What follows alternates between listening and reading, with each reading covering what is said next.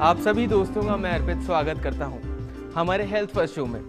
दोस्तों, आजकल कभी गर्मी लगती है, कभी बारिश हो जाने से सर्दी लगती है और मौसम में बदलाव होते ही वायरल बुखार जैसे बीमारी सामने आने लगती है और इन बीमारियों के चपेट में ज़्यादातर बच्चे ही आते हैं। अगर इस समय थोड़ी सी सावधानी रखी जाए, बच्चों का ध्यान रखा जाए, तो यकीनन इन बच्चों को इन बीमारियों से बचाया जा सकता है। इन्हीं बीमारियों को लेकर आए हैं हम हमारे इस हेल्थ फर्स्ट शो में।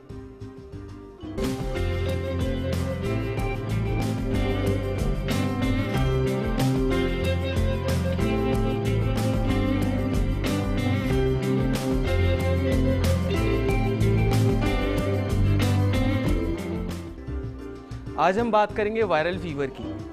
बच्चों में आजकल वायरल सबसे ज़्यादा दिखने को मिल रहा है। रात में बुखार आना, दिन में उतर जाना, एकदम तेज़ बुखार हो जाना। अगर बच्चों को बुखार हो तो उनको हर दवाई नहीं दे सकते हैं हम। कैसे बच्चों का ध्यान रखना है, किन किन चीज़ों से उन्हें बचाना है, आपकी इन्हीं समस्याओं को सुलझाने आज हमारे साथ स्टूडियो में मौजूद हैं डॉक्टर अनुराग शर्मा। डॉक्टर साहब, आपका बहुत बहुत स्वागत है हमारे शो में। Thank you. डॉक्टर साहब से आप जान सकते हैं कि कैसे वायरल की चपेट से आप बच सकते हैं, कि कैसे कुछ छोटी छोटी प्रिकॉशंस आपको बुखार से बचा सकती है। तो चलिए डॉक्टर अनुराग शर्मा से आप फ़ोन करके भी आपकी सारी क्वेरीज की जानकारी ले सकते हैं। हमारा नंबर लगातार आपकी टीवी स्क्रीन पर फ्लैश हो रहा है, तो देर किस बात की है, डायल कीजिए हमारा नंबर या फिर कर दीजिए हमें मेल। तो चलिए सबसे पहले जानते हैं डॉक्टर साहब से कि डॉक्टर साहब, ये वायरल जो बुखार होता है, इसके क्या क्या लक्षण होते हैं? देखो, वायरल बुखार बहुत तरह से प्रेजेंट कर सकता है। अमूमन बुखार के साथ इसमें हल्का सा जुकाम, हल्की सी खांसी या उल्टियाँ और दस्त, ये प्रमुख लक्षण वायरल बुखार के साथ एसोसिएटेड हो सकते हैं। और बुखार की दवाई देते हैं, बुखार उतर जाता है, कुछ देर में, कुछ घंटों में वापस से बुखार आता है। ये बुखार वायरल के लक्षणों के साथ ही होता है। अच्छा डॉक्टर साहब, हम एक चीज़ और जानना चाहेंगे आपसे कि क्या होता है वायरल, बेसिकली क्या होता है वायरल? वायरल उस बीमारी को बोलते हैं जिसमें वायरस उसका ईटियोलॉजिकल एजेंट होता है। बीमारी इन्फेक्शन कई चीज़ों से हो सकता है, बैक्टीरिया भी हो सकते हैं और भी एटिपिकल ऑर्गेनिजम्स हो सकते हैं। उन्हीं में से प्रमुखता वायरल इलनेसेस जो सबसे कॉमनली मिलती हैं। तो विभिन्न प्रकार के वायरसेस होते हैं और विभिन्न प्रकार की उनकी प्रेजेंटेशंस और बीमारियां होती हैं। ओके, तो डॉक्टर साहब अब हम आपसे जानना चाहेंगे कि कैसे फैलता है ये वायरस, क्या क्या कारण होते हैं इसके फैलने के? वायरल बुखार जो है या वायरल इलनेसेस काफ़ी कंटेजियस होती हैं और बहुत तेज़ी से परिवार के एक सदस्य को होता है तो अमूमन दूसरे सदस्य भी उससे अफेक्ट हो सकते हैं। यही कम्युनिटी में है। मान लीजिए बच्चे को वायरल बुखार है, वो स्कूल गया, पास में जो बच्चा बैठा हुआ है 5 से 6 फीट के डिस्टेंस तक वायरल बुखार अपना असर दिखा सकता है और वायरल कंटैमिनेशन कर सकता है। ओके, तो अगर डॉक्टर साहब मान लीजिए किसी को वायरल हो जाता है तो उसे क्या क्या सावधानियां बरतनी चाहिए? वायरल बुखार बच्चों में स्पेशली इस बात का बहुत ध्यान रखना चाहिए कि बुखार को तेज़ ना होने दें। ज़्यादा तेज़ बुखार जो है, कई बार बुखार उसको दौरे पड़ सकते हैं छोटे बच्चे में, 6 महीने से 6 वर्ष के बच्चे में फेब्राइल कन्वल्शंस को बोलते हैं। तो तेज़ बुखार अमूमन बच्चे के लिए नुकसानदायक है। तो सावधानी यही रखनी है, तेज़ बुखार ना होने दें और तुरंत बुखार का उपचार करें। अगर मान लीजिए डॉक्टर साहब किसी बच्चे में एकदम से हाई टेम्परेचर हो जाता है, उसे बहुत ज़्यादा तेज़ बुखार हो जाता है, तो क्या उस बुखार का इलाज संभव है? बिल्कुल संभव है। इससे पहले कि हम डॉक्टर के पास पहुँचें, ज़रूरी है कि हम फर्स्ट एड उस तेज़ बुखार का ज़रूर करें और उस बच्चे को गुनगुने पानी की पट्टियाँ तुरंत शुरू करनी चाहिए। ऊपर से नीचे तक उसके पट्टी फेरनी चाहिए। पट्टी का एक तरीका होता है जिसको रोटेशन स्पॉन्जिंग बोलते हैं। रोटेशन स्पॉन्जिंग में पट्टी एक जगह पर रखने के बजाय हम ऊपर से नीचे तक पट्टी को फेरते हैं। रखने से उतना अच्छा असर नहीं आता जितना पट्टी फेरने से आता है। तो रोटेशन स्पॉन्जिंग करें और पानी, ठंडा पानी जो नॉर्म था पहले कि ठंडा पानी इस्तेमाल करना है, बर्फ़ का पानी इस्तेमाल करना है, उसकी इतनी आवश्यकता नहीं है। गुनगुने पानी से भी हम बच्चे का बुखार उतना ही अच्छा उतार सकते हैं। अगर डॉक्टर साहब जो 1 साल से छोटे बच्चे होते हैं उनमें भी अक्सर देखा गया कि वायरल बुखार की परेशानी देखने को मिलती है, तो 1 साल से छोटे बच्चों के लिए क्या क्या प्रिकॉशंस रखनी चाहिए? 1 साल से छोटे बच्चे को जहाँ तक हो सके अपने धुले हुए हाथों से ही उसको हाथ लगाना चाहिए। उसके बच्चे के भी हाथ दिन में 4-5 बार धोने चाहिए, क्योंकि इस उम्र पे बच्चा हर चीज़ को हाथ में लेता है, हर चीज़ को मुंह तक लेके जाता है हाथ से, तो ये चीज़ें उसको कंटामिनेशन और वायरल और इलनेसेस का कारण बनती हैं। तो ये अपने को ध्यान रखना चाहिए उसकी सफाई का, और जो भी व्यक्ति उसको अटेंड कर रहे हैं उनकी सफाई का, और भीड़ भाड़ के इलाकों से छोटे बच्चे को दूर रखना चाहिए। डॉक्टर साहब, अगर मान लीजिए किसी भी आदमी को 3 दिन से ज़्यादा बुखार रहता है तो ही वो वायरल माना जाएगा, और या फिर पहले भी हम इसे वायरल कह सकते हैं? वायरल अमूमन 3 दिन के बाद तो नीचे आने लगता है बुखार। तो अगर वो 3 दिन से ज़्यादा का बुखार है और तेज़ ही लगातार चल रहा है, तो इस बात का डायग्नोसिस संशय है कि उसको वाकई में वायरल है कि नहीं। बुखार शुरू में ज़्यादातर वायरल, क्योंकि मोस्ट कॉमन है, यही माना जाता है। तो अगर 5 दिन से ज़्यादा चल रहा है और उसको बुखार नीचे नहीं आ रहा है, तो ज़रूर ये सोचना चाहिए कि कहीं वायरल के अतिरिक्त कोई और बीमारी, मलेरिया, टाइफाइड, या उसको आने वाले समय में हेपेटाइटिस, इस तरह का कोई डेवलपमेंट तो नहीं हो रहा है। और अगर मान लीजिए किसी को वायरल हो गया है, तो डॉक्टर साहब खाने में भी क्या क्या प्रिकॉशंस रखनी चाहिए, और या फिर कि नहीं सब कुछ दे सकते हैं मरीज़ को? वायरल बुखार में कोई अतिरिक्त प्रिकॉशन की ज़रूरत नहीं होती, तो खाने पीने में सब कुछ वो दिया जा सकता है। कोई अगर आवश्यक हो, कोई लक्षण ऐसा हो रहा हो कि दस्त हो रहे हैं, तो दस्त हो रहे हो तो ऐसे में जूसी फ्रूट्स और इस तरह की चीज़ें नहीं देनी चाहिए जो ज़्यादा दस्तावर हो, है ना। और पर अगर उसको सिर्फ बुखार ही है तो खाने पीने का कोई रेस्ट्रिक्शन नहीं है, बल्कि अतिरिक्त मात्रा में उसको पानी का सेवन करना चाहिए, अतिरिक्त मात्रा में उसको फ्लूइड्स लेने चाहिए आहार में। ओके, तो डॉक्टर साहब कौन कौन से फ्रूट्स का सेवन करना चाहिए मरीज़ को, कि मतलब कोई स्पेसिफिक फ्रूट्स हैं या फिर सभी तरह के फल फूल ले सकते हैं? सभी वो फ्रूट्स ले सकते हैं, सभी वेजिटेबल्स ले सकते हैं, सभी कुछ कर्ड ले सकते हैं, सभी खाना वो ले सकते हैं, कोई। अच्छा, और डॉक्टर साहब अक्सर देखा गया है कि जो वायरल की जो मरीज़ होते हैं उनमें आज शाम को वायरल चढ़ा, कल सुबह फिर उतर गया, फिर चढ़ा फिर उतर गया वायरल। हाँ, तो इन मरीजों को क्या क्या प्रिकॉशन रखनी चाहिए और कितने समय में और कैसे दूर किया जा सकता है इस परेशानी को? देखिए, वायरल बुखार या कोई भी और बुखार, सब में ये प्रवृत्ति होती है कि बुखार आएगा, बुखार की दवाई देंगे, उतर जाएगा और बुखार वापस आएगा। तो उसके लिए यही है कि समय पे उपचार और निदान हो। सिर्फ ये नहीं मान के चल सकते कि वायरल ही है, और ये डॉक्टर द्वारा निश्चिंत होना चाहिए पहले जाकर कि भाई ये वायरल है और ये इतना टाइम लेगा। तो उसमें ऐसा प्रवृत्ति रहती है, और 3 से 5 दिन में धीरे धीरे फिर वो उतर जाता है।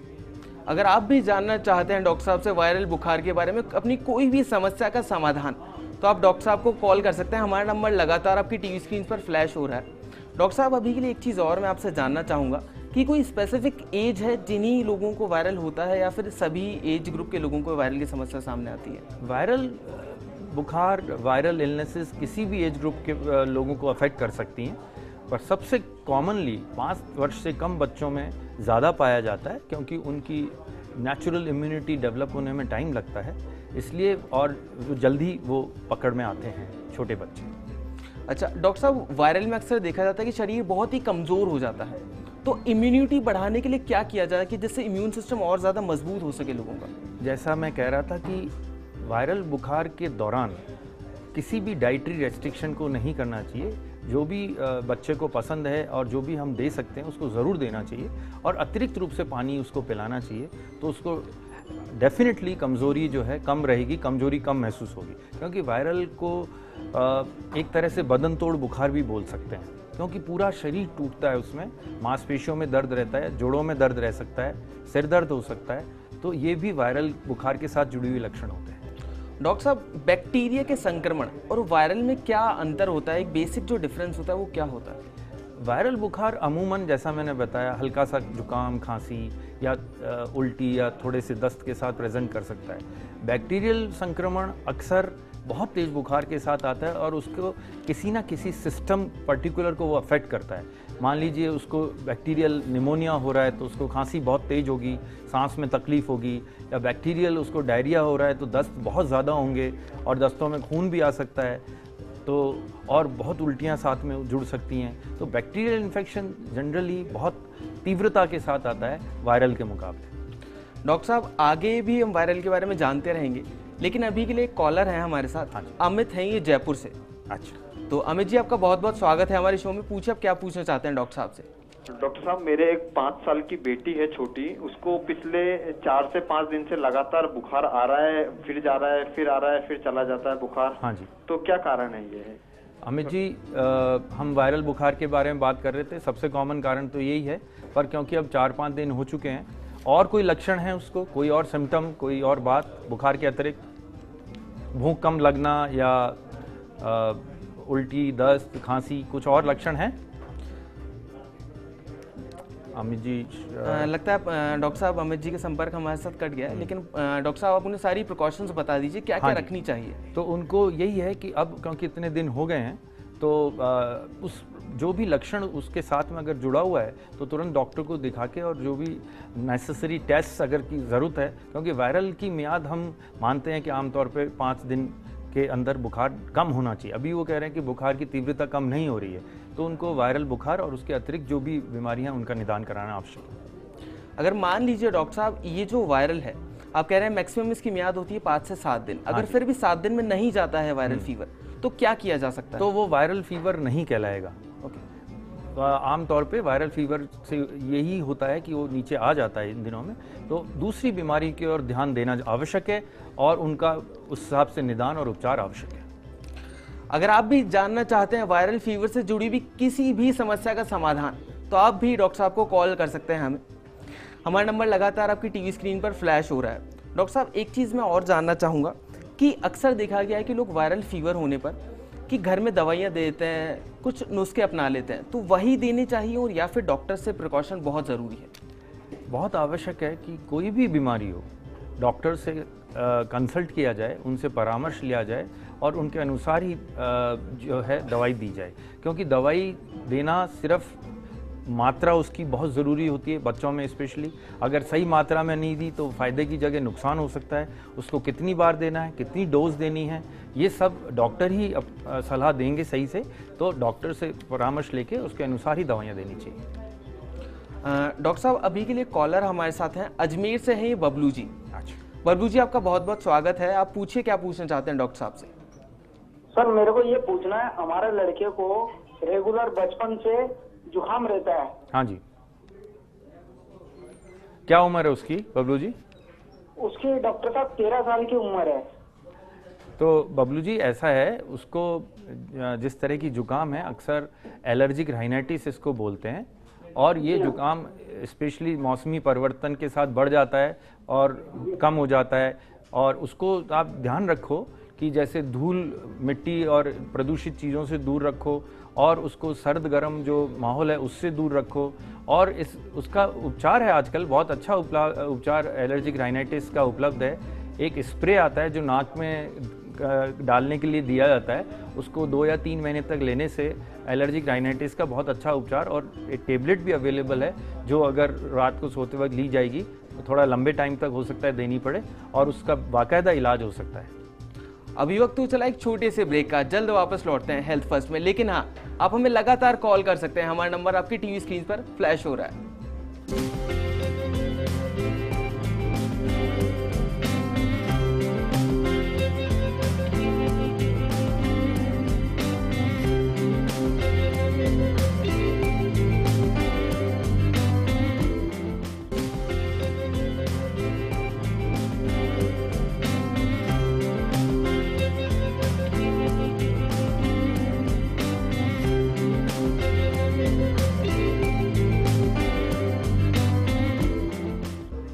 ब्रेक के बाद एक बार फिर से आप सभी का स्वागत है हमारे हेल्थ फर्स्ट शो में। चलिए अब डॉक्टर साहब से बात करते हैं कि आजकल स्वाइन फ्लू बड़ी ही चर्चा में है, बहुत से लोगों को देखा गया है इससे ग्रसित।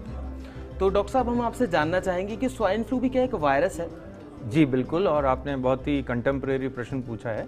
स्वाइन फ्लू भी एक वायरस है। अभी हम वायरस जो बात कर रहे थे, एक रूटीन वायरल इलनेसेस की बात कर रहे थे, और फ्लू भी बहुत कॉमन रूटीन वायरस है। बट स्वाइन फ्लू की जहाँ तक बात है तो स्वाइन फ्लू थोड़ा सा ज़्यादा खतरनाक रूप से परिप्रेक्ष्य कर सकता है अपना, तो उसके लिए सावधानियां यही हैं कि भीड़ भाड़ के इलाकों से बचना चाहिए, और जो खांसी जुकाम का व्यक्ति हो उससे थोड़ा दूर रहना चाहिए। और डेफिनेटली एक ऐसा वायरस है जो खतरनाक कुछ लोगों में होता है, तो उसके लिए वो सावधानी रखें उस हिसाब से। और डॉक्टर साहब, टाइफाइड और मलेरिया जैसी जो बीमारियां हैं उन्हें वायरल से कैसे डिफरेंशिएट किया जा सकता है? हाँ, ये भी बहुत अच्छा प्रश्न है आपका। और जैसा मैं कह रहा था कि अगर 5 से 7 दिन से ज़्यादा बुखार चल रहा है तो टाइफाइड और मलेरिया इनका भी सस्पिशन डॉक्टर को और अटेंडेंट्स को करना चाहिए। और मलेरिया और टाइफाइड में थोड़े से लक्षण अलग तरीके से आते हैं। टाइफाइड में भूख कम लगती है क्योंकि टाइफाइड पेट से संबंधित बीमारी है। इसका कीटाणु आंतों में जाके बैठता है और वहाँ से पूरे शरीर में फैलता है ब्लड के माध्यम से, इसलिए उसको टाइफाइड में भूख कम लगना, उल्टी, पेट दर्द, दस्त होना या कब्जी होना, इस तरह का बुखार आता। और बुखार नॉर्मल दवाइयों से नीचे नहीं आता टाइफाइड का, जब तक कि उसका ट्रीटमेंट नहीं होगा। यही मलेरिया में है कि बुखार, जब तक कि मलेरिया का इलाज नहीं होगा बुखार नीचे नहीं आएगा, और बुखार का डायग्नोसिस उसका मलेरिया का प्रॉपर करना आवश्यक है टाइमली। तो डॉक्टर साहब, अब हम आपसे जानना चाहेंगे कि क्या क्या टीके हो सकते हैं वायरल के लिए और क्या क्या उपचार किए जा सकते हैं इन टीकों के द्वारा? हाँ जी, बहुत अच्छा टीकाकरण भारतीय सरकार द्वारा किया जा रहा है और सभी टीके मुफ्त में सारे सरकारी अस्पतालों में उपलब्ध हैं। उसके अतिरिक्त भी जो वायरल इलनेसेस हैं उनके टीके उपलब्ध हैं। जैसे पोलियो माइलाइटिस के बारे में बात करें, आज 3 वर्षों से अधिक हो गया है जब हमारे भारतवर्ष में कोई पोलियो का केस नहीं मिला है, क्योंकि पोलियो की दवाई पल्स पोलियो प्रोग्राम के तहत और वैसे भी निरंतर रूप से पिलाई गई, और वो भी एक वायरल इलनेस ही है पोलियो भी। इसी प्रकार मीज़ल्स, जिसको खसरा बोला जाता है, और राजस्थान में लोकली उसको लेदरा, बोदरी, माता कई नाम से पहचाना जाता है। मीज़ल्स भी एक वायरल इलनेस ही है। तो कई वायरल इलनेसेस हैं जिनका टीकाकरण द्वारा रोकथाम उपलब्ध है, और इन बीमारियों की खासियत यह है कि एक बार हो जाती हैं तो बहुत बच्चे को नुकसान पहुंचा सकती हैं। निमोनिया, दिमागी बुखार और अतिरिक्त नुकसान और लकवा वगैरह सब हो सकता है। तो अगर इनका हम टाइमली टीकाकरण कराएं तो इन बीमारियों से बच सकते हैं। तो इसलिए रोकथाम ही इनका उपचार है। इनके लिए प्रिवेंशन इज़ द क्योर, यही बेटर डिक्टम है। इसलिए मैं सभी लोगों से, जो भी आज टेलीविज़न चैनल पे मुझे सुन रहे हैं, उनसे गुजारिश करूंगा कि अपने बच्चों का समय पर टीकाकरण कराएं। सरकारी में कराएं चाहे प्राइवेट में कराएं, पर टीकाकरण जरूर कराएं। डॉक्टर साहब, अभी के लिए एक और कॉलर हमारे साथ जुड़ गए हैं। जैसलमेर से हैं ये रेशमा जी। रेशमा जी, आपका बहुत बहुत स्वागत है। आप पूछिए, क्या आप पूछना चाहती हैं डॉक्टर साहब से? पूछिए रेशमा जी, आप क्या पूछना चाहती हैं? आपका क्या सवाल है डॉक्टर साहब से? डॉक्टर साहब, वो उनका फ़ोन तो डिस्कनेक्ट हो गया, लेकिन वो पूछना चाहती थी कि उनके लड़के को बार बार बुखार आता है, तो कोई आप उसके लिए उपचार बताइए उन्हें। देखिए, बार बार बुखार आने की स्पेशली वो जैसलमेर जोन से हैं। हाँ। तो जैसलमेर और वेस्टर्न राजस्थान ये बहुत कॉमन एरियाज़ हैं जहाँ पे मलेरिया बहुत प्रेवलेंट है, और बार बार बुखार आने का एक बहुत प्रमुख कारण होता है मलेरिया। तो उनकी उसकी जांच करानी चाहिए और उसके हिसाब से उपचार कराना चाहिए। और अगर बच्ची है उनकी, तो अमूमन बच्चियों में यूरिनरी ट्रैक्ट इन्फेक्शन, पेशाब के जो केंद्र हैं उसका जो इन्फेक्शन है, उनमें उनकी वजह से भी बार बार बुखार आ सकता है। तो ये 2 कॉमन है। बाकी वायरल बुखार तो है ही जो बार बार कर सकता है परेशान। अच्छा, और डॉक्टर साहब, किस तरह की दवाइयाँ दी जानी चाहिए इसमें बच्चों को, बड़ों को? क्या दवाइयों में कुछ डिफरेंस होता है या फिर सेम ही दवाइयाँ होती है? दवाइयों में ज़्यादा फ़र्क नहीं है, डोज़ का फ़र्क होता है, मात्रा का फ़र्क होता है। जैसे हम ये चाहते हैं कि बच्चे को जो सबसे सेफ़ दवाई मानी जाती है बुखार के लिए वो पैरासीटामॉल है, और पैरासीटामॉल 15 मिलीग्राम पर केजी से ज़्यादा एक डोज़ नहीं जानी चाहिए। इसलिए हम कहते हैं, माता पिता से निवेदन करते हैं कि वो स्वतः ही बच्चे को इलाज ना करें, दवाई ना दें। तो फिर भी मैं उनकी जानकारी के लिए डोज़ बता रहा हूँ। अगर वो देना चाहें और बच्चे को बुखार है, घर पे एकदम से तकनीकी सहायता, डॉक्टरी सहायता उपलब्ध नहीं है, तो 15 मिलीग्राम पर केजी से पैरासीटामॉल की एक डोज वो दे दें और उसके बाद डॉक्टर को दिखा लें। तो paracetamol is the safest drug जो बच्चों को, बड़ों को, किसी को भी, और कई नामों से उपलब्ध है, मैं नाम नहीं लेना चाहूँगा, पैरासीटामॉल सब जानते हैं, और उसको देने से कोई नुकसान नहीं है। और डॉक्टर साहब, क्या क्या सावधानियां होती है जो बरतनी चाहिए इन दवाइयों को लेते वक्त? बिकॉज अधिकतर देखा गया है कि लोग बिना टाइम ही दवाइयाँ ले लेते हैं, कम टाइम में दवाई ले लेते हैं, जैसे 2 घंटे 3 घंटे के अंतर में। बहुत ही अच्छी बात पूछी आपने, और ये बिल्कुल सही बात है। जैसे पैरासीटामॉल के बारे में मैं बात कर रहा था, जो कि सबसे कॉमनली दी जाने वाली दवाई है बुखार के लिए, और वायरल इस बुखार के लिए स्पेशली, तो उसको 4 से 6 घंटे के पहले देना ठीक नहीं है। 4 घंटे मिनिमम एक पीरियड है, जिससे पहले अपने को उसको रिपीट नहीं करना चाहिए। और डॉक्टर साहब एक चीज़ और जानना चाहूँगा कि वायरल वाला जो संक्रमण होता है, क्या एक से दूसरे में फैलने लायक बीमारी होती है या फिर नहीं होती? देखिए, एक तो छूत की बीमारी होती है, तो वायरल को अपन छूत की बीमारी नहीं बोलेंगे, जैसे मीजल्स होती है, वो कांटेक्ट हुआ और बट वायरल फैलता श्वास के थ्रू है। वायरल बुखार, खांसी, जुकाम वाला जो है श्वास के थ्रू फैलता है, तो उसके लिए कोई व्यक्ति संक्रमित है और 5 से 6 फुट के डिस्टेंस तक भी वायरस उसको ट्रांसफ़र हो सकता है। तो दोस्तों, मौसम के बदलते आप इस बीमारी की शिकार ना हो, इसके लिए सावधानियां और बचाव रखिए। आगे बढ़ते हैं और आपको बताते हैं एक ऐसे फल के बारे में जो रखेंगे आपको बहुत सी बीमारियों से दूर।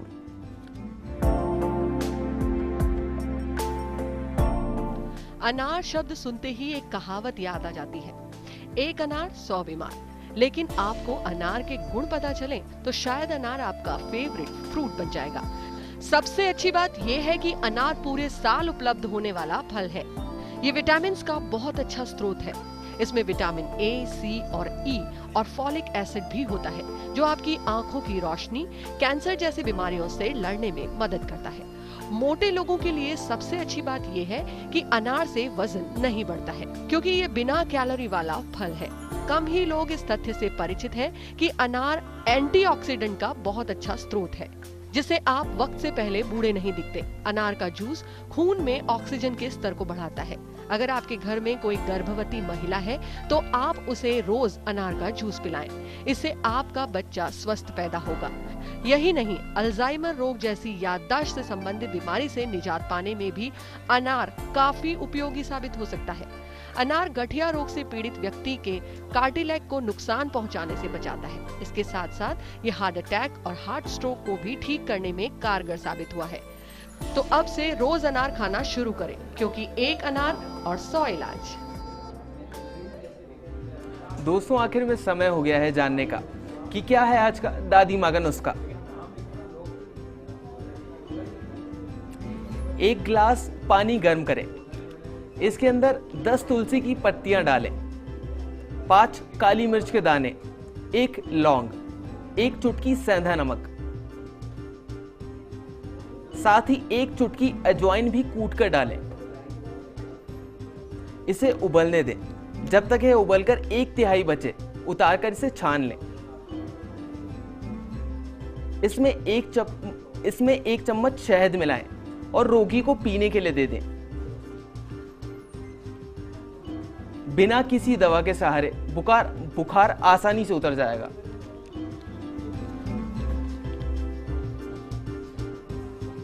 आशा करते हैं कि हमारे शो आपको बहुत पसंद आया होगा।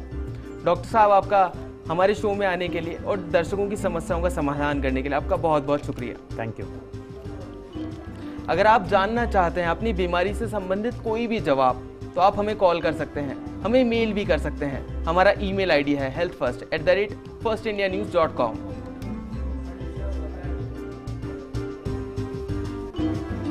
अगले शनिवार फिर होगी आपसे मुलाकात। तब तक के लिए दीजिए हमें इजाजत। नमस्कार।